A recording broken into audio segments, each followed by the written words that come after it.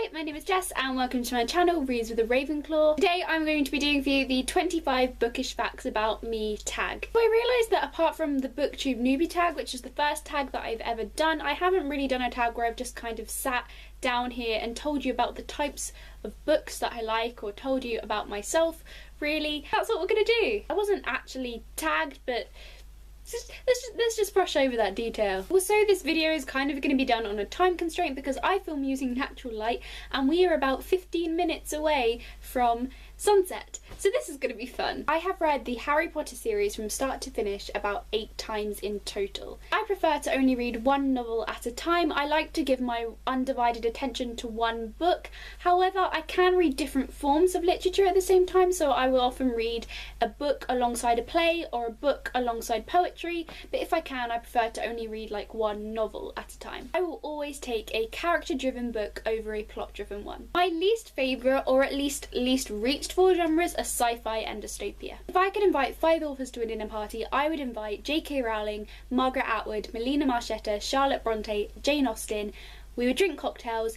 It would just be a great time. If I could invite 5 fictional characters to a dinner party, I would invite Jane Eyre, Atticus Finch, Death from the Book Thief, Elizabeth Bennet and Albus Dumbledore. Again, we would drink cocktails and it would be a great time. My favourite bookish trope, and also one of the cheesiest bookish tropes, is the hate to love trope. I love it so much. There's just something so rewarding and addictive about it, and it doesn't matter how many times I see it repeated, I will love it every single time. Fictional characters that I relate to the most are Francesca Spinelli from Saving Francesca by Melina Marchetta and Hermione Granger from Harry Potter. I always judge books by their cover.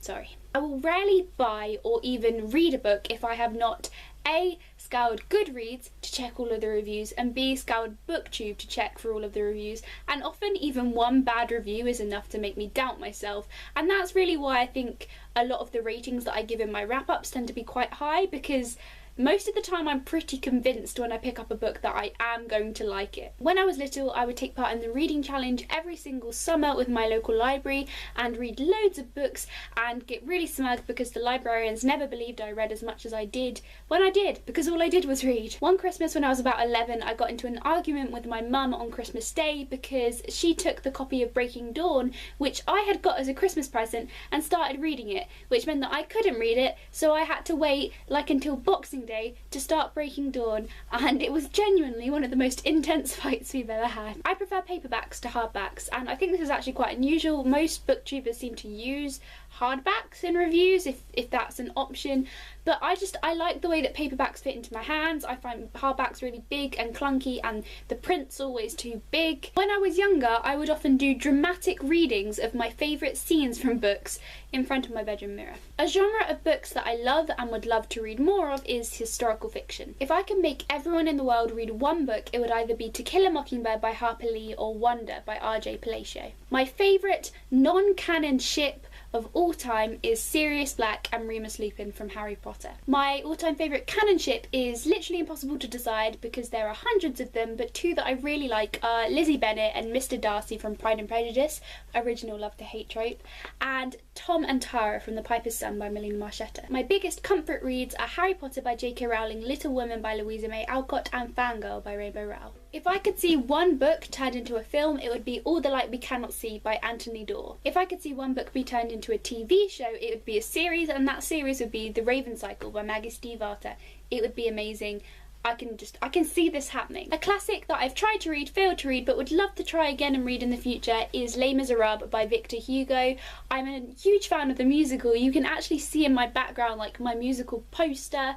I love it so much, and I went to see it this Christmas. My parents got me front row tickets for Christmas, which was unbelievable, and as soon as I'd seen the musical, I thought I might as well pick up the book and try and read it, and I only got like 200 pages in, because this book is a brick. It's a literal brick. It's bigger than my head, it's heavier than my dog. It's actually heavier than my dog. I love fairy tale retellings, but I'm not mad on fairy tales. My favourite childhood books were Harry Potter by J.K. Rowling, The Princess Diaries by Meg Cabot, A Series of Unfortunate Events by Lemony Snicket, and the Twins at St. Clair series by I can't remember right now. And finally, I thought this last fact could be a bit of a story time for you. Every single year at my primary school when I was younger, on World Book Day you'd have to go in dressed as a book character, and this was not unusual for primary schools, but what is unusual about this fact is that I would go as really weird characters in the stories that I chose. I think I just thought I was being original because I didn't want to be one of like a million Hermiones at the school. So one year when I was about 9, I went as Minerva McGonagall. Imagine a 9-year-old me as Minerva McGonagall, if you will. It was wonderful. But the weirdest one, and I still don't understand why my mum let me do this, when I was about 10 years old, I went as Jane from Twilight. Jane, if you don't know, is this like really creepy girl played by Dakota Fanning who can make people feel intense pain by looking at them.